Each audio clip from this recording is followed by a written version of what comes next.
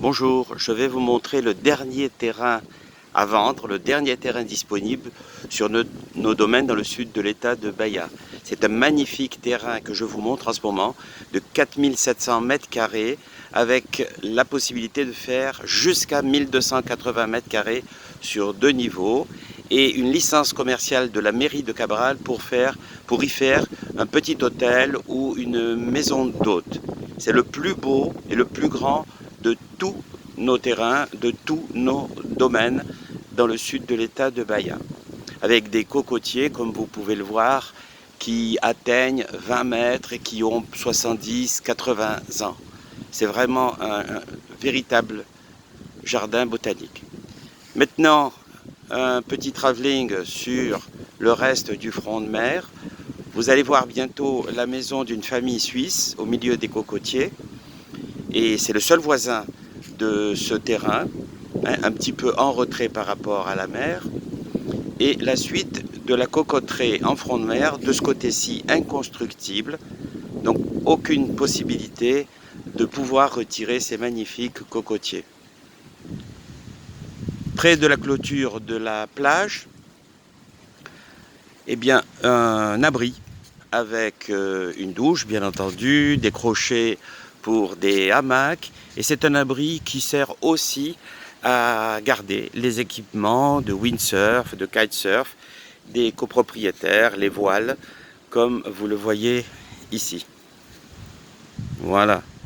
Certains sont moins ordonnés et laissent carrément leurs planches de surf dans la pelouse. Je vous montre maintenant le portail qui mène directement à la plage et au sable.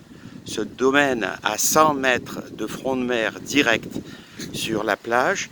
Ce portail est toujours ouvert. Nous n'avons jamais eu aucun problème. Personne n'est rentré. Vous voyez d'ailleurs les gens laissent leur équipement de jour, de nuit, tout près de la clôture.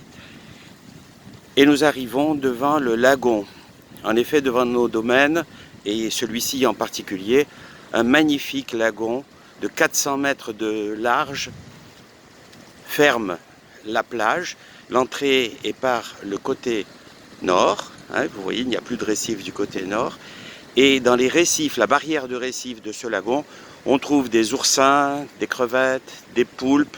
Et un peu au-delà, en allant vers le large, des langoustes. C'est d'ailleurs un bateau qui a pêché la langouste toute la nuit qui est venu s'abriter au petit matin dans notre lagon.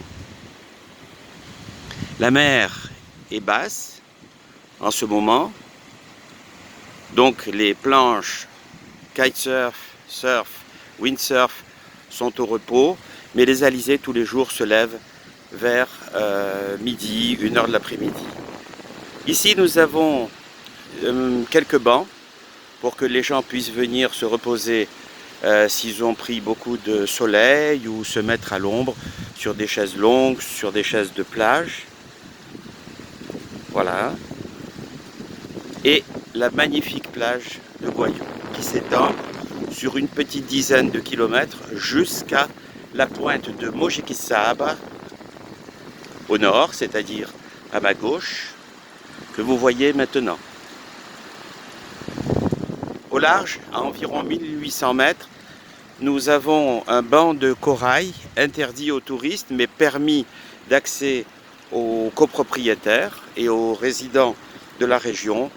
Bon, il est trop ras pour pouvoir l'apercevoir. J'essaye de faire close, mais c'est un petit peu trop loin pour l'apercevoir. Ce sont les coraux d'Araripe. Cette plage est déserte tout au cours de l'année, même à la semaine du carnaval, même à la fin de l'année. Il n'y a jamais personne, des rares promeneurs qui habitent sur la plage un petit peu plus loin, qui viennent de temps en temps de Zurich, de Genève, de New York, de Paris ou de Sao Paulo, de Belo Horizonte, et c'est tout. On est directement en contact avec la nature. Je vais maintenant vous montrer l'accès du domaine à partir de la plage pour bien caractériser que le domaine est réellement en front de mer, pas de route, pas de ligne de chemin de fer qui barre le chemin aux accès vers la plage et qu'on doit traverser, comme on le voit souvent en Europe. Ici, la plage est vraiment devant